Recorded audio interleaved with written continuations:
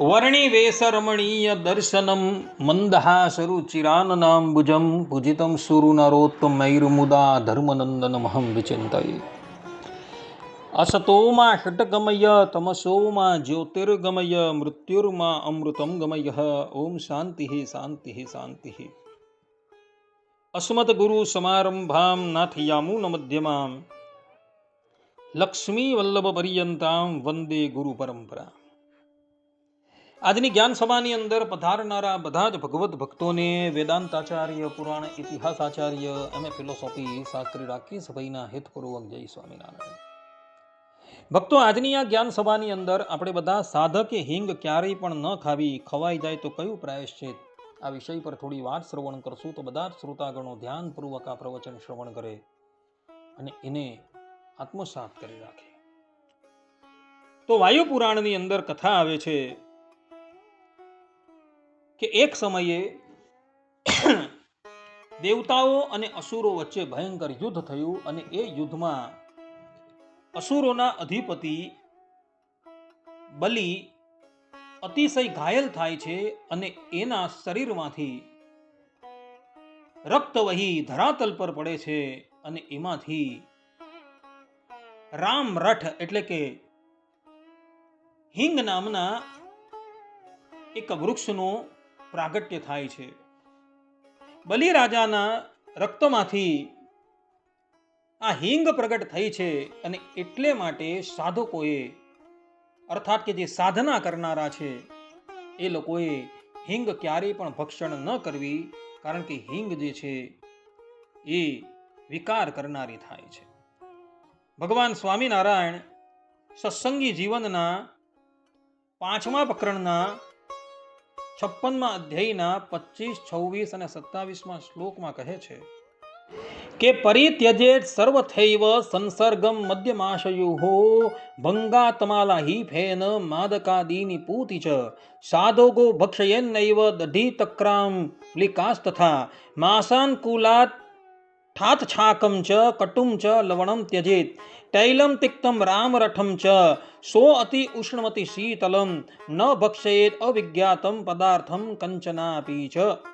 અર્થાત કે યોગાભ્યાસમાં પ્રવર્તેલો પુરુષ મદ્ય માંસના પ્રસંગને સર્વથા જ પરહરે તથા ભાંગ, તમાકુ, અફીણ, માદક આદિકને અને દુર્ગંધી વસ્તુને સર્વથા જ પરહરે તથા યોગ સાધક દહીં, છાસ, આંબલી, અડદ, કળથી, વૃત્તાંકાદિ શાક, કટુ પદાર્થ, લવણ, તિક્ત એટલે કે મરચી આદિક, હિંગ ઇત્યાદિકને વર્જે તથા અતિ ઉષ્ણ અને અતિ શીતલને ત્યાગ કરે તથા પૂર્વે અપરિચિત કોઈ પણ પદાર્થોને ભક્ષણ કરે નહીં.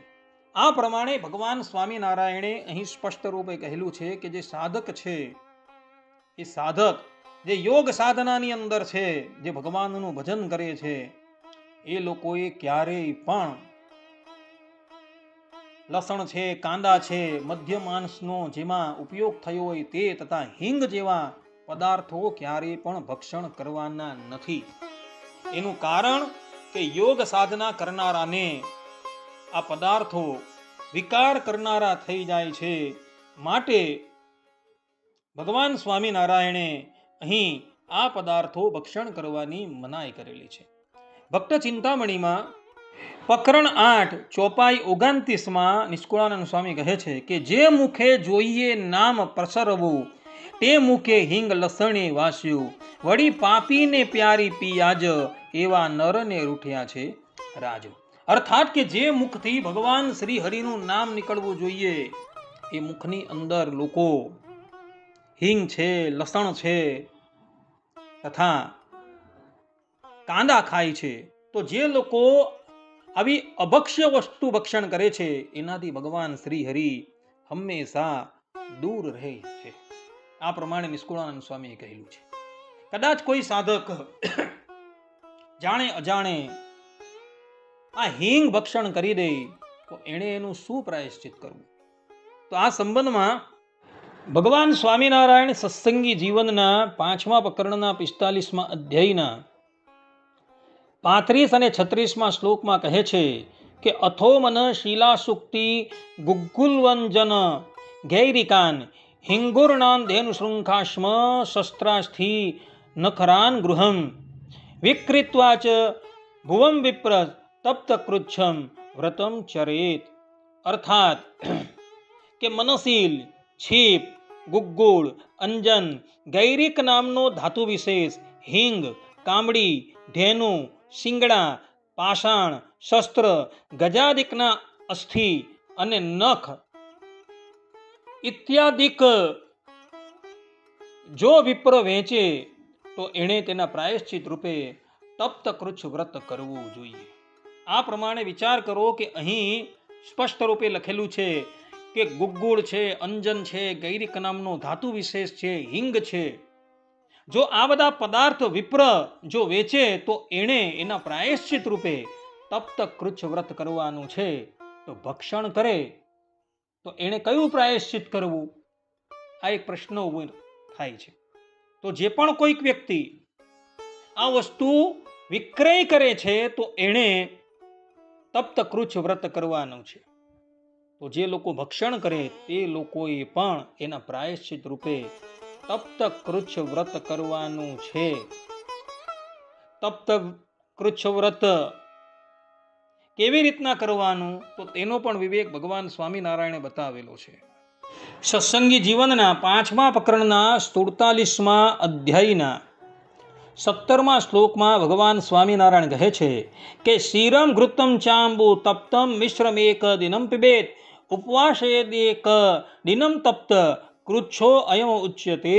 અર્થાત કે તપાવેલ દૂધ, ઘી અને જળને મિશ્રિત કરીને એક દિવસ પીવે, પરદિને ઉપવાસ કરે, તે આ 2 દિવસ વડે સાધ્ય તપ્ત કૃચ્છ નામનું વ્રત કહેલું છે. આ પ્રમાણે દૂધ છે, ઘી છે અને જળ છે એને ભેગું કરીને એને ઉકાળવાનું છે અને પછી એને એક દિવસ પીવાનું છે અને બીજે દિવસે ઉપવાસ કરવાનો છે. આ પ્રમાણે જે વ્રત કરવામાં આવે તેમને તપ્ત કૃચ્છ વ્રત કહેવાય છે. તો જાણે અજાણે હિંગ ભક્ષણ થઈ જાય તો એણે એના પ્રાયશ્ચિત રૂપે તપ્ત કૃચ્છ વ્રત કરવાનું છે. માટે જે સાધક છે, જે ભગવાનનું ભજન કરે છે એ લોકોએ ક્યારેય પણ હિંગ ભક્ષણ કરવાની નથી. કારણ કે એના દ્વારા વિકાર થાય છે અને સાધનામાં વિકાર જે છે વિઘ્ન રૂપ કહેવાય છે. માટે ભગવાન સ્વામિનારાયણે અહીં એની મનાઈ કરી છે. બધા જ લોકો આ વાત જે છે એ આત્મસાત કરી રાખે અને જે સાધક છે એને હિંગ ક્યારેય પણ ભક્ષણ ન કરવી. આટલું કહીને હું મારા પ્રવચનને અહીં વિરામ આપું છું. સર્વે સંતુ નિરામયઃ, સર્વે સુખીનો ભવન્તુ, સર્વે ભદ્રાણી પશ્યન્તુ, મા કશ્ચિદ દુઃખ ભાગ ભવેત અસ્તુ. જય સ્વામિનારાયણ.